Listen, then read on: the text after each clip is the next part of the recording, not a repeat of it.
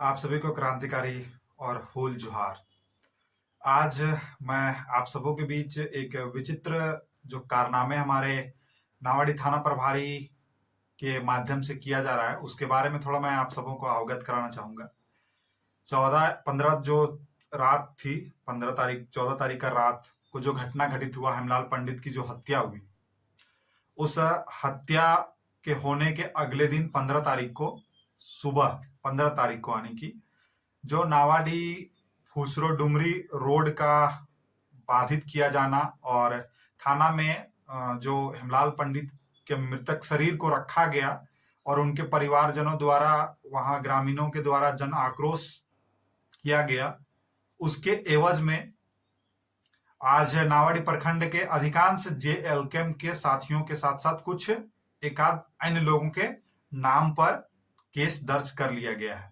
इसमें कुल 21 लोगों का नाम दिया गया है और अज्ञात 200 लोगों को नामजद करने की तैयारी या फिर नाम दे करके उन्हें केस में फंसाने का प्रयास किया जाएगा। अब इस बात को सोचने का आवश्यकता है कि क्या अगर प्रशासन अपना काम सही से नहीं करती है तो आम जनता जो इस डुमरी विधानसभा या नावाडी प्रखंड अंतर्गत है या राज्य के किसी भी कोने का कोई भी निवासी जिनके साथ अन्याय हो रहा है, उसके लिए कोई अगर आवाज उठाएगा तो उस पर केस किया जाना चाहिए। अगर ऐसा है तो केस स्वीकार है। और बस एक चीज ये समझने का बात है कि हमारे इस क्षेत्र में ये एक घटना नहीं है।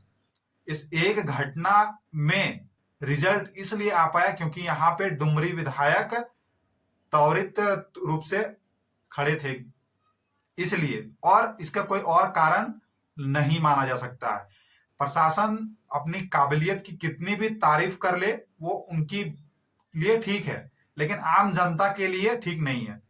कारण क्या है? क्योंकि इससे पहले भी जुनोडी में, इससे पहले मुंगो में कई ऐसी घटनाएं यहां हो चुकी है, मर्डर, हत्या की घटनाएं, जिस पर अभी तक इन्वेस्टिगेशन कुछ आउटपुट नहीं आ पाया है। अगर आ पाया है तो हमारे जो नावाडी के थाना प्रभारी और एसपी महोदय हमारे बोकारो के जो हैं, इन दोनों माननीय से मेरा यही आग्रह है कि क्या इन्वेस्टिगेशन हो पाया अभी तक, उस इन दोनों केस के बारे में थोड़ा सा आ करके आम जनता को बताया जाए।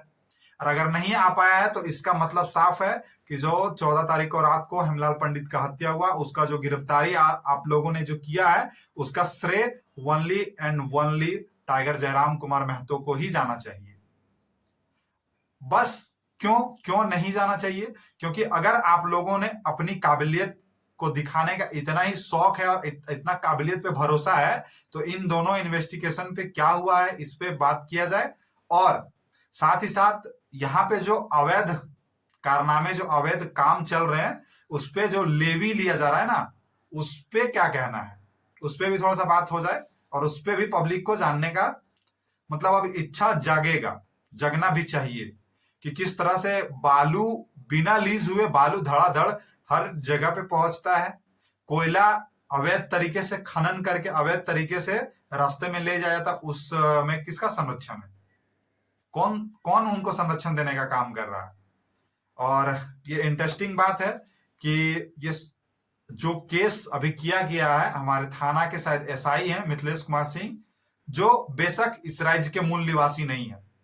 यहां जब आम जनता के साथ अन्याय होगा और जो बोलने का प्रयास करेंगे, जो बोलेंगे, उनके साथ केस करके फंसाने का काम हमारे सरकार में बैठे लोग और जो बाहर से ला करके दीकू लोगों को यहाँ पे जो बसाया गया है और दीकू लोगों को आगे कर दिया जाता है, उन दीकुओं से अब सावधान होकर के जोरदार लड़ाई की जरूरत है।